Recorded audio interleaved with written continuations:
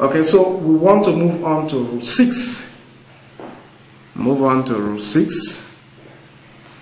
A question mark or an exclamation mark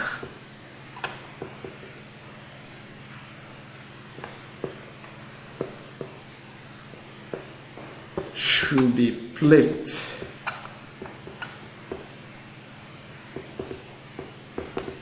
inside the closing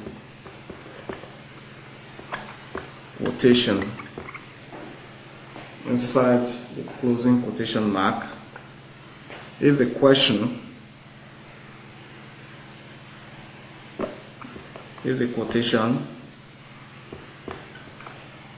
is a question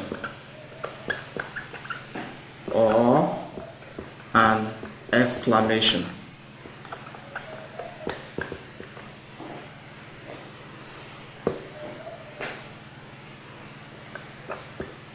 If it's not,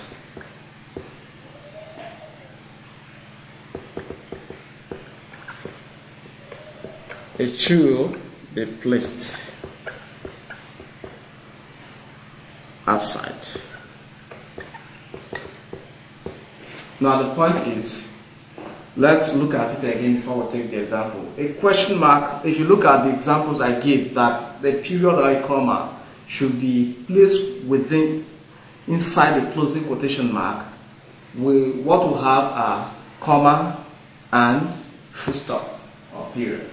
Now, sometimes we may have the punctuation mark, exclamation mark, or a question mark or an exclamation mark. If that occurs, it can follow this exact rule. Sometimes we place them inside the quotation mark or outside the quotation mark. But what this thing is saying is that a question mark or an exclamation mark should be placed inside the closing quotation mark if the quotation itself is a question or it's an exclamation. The direct speech, the speech of the person that is being quoted, can be a question, it can be an exclamation. If that is the case, then your question mark will be inside the closing quotation mark, or your exclamation mark will be inside the closing quotation mark.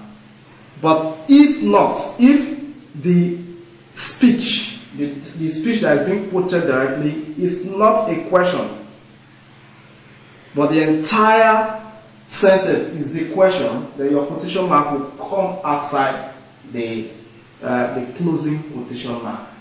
The same thing with an exclamation. If the entire sentence is an exclamation, not what is quoted there, the exclamation mark will come outside the closing quotation mark.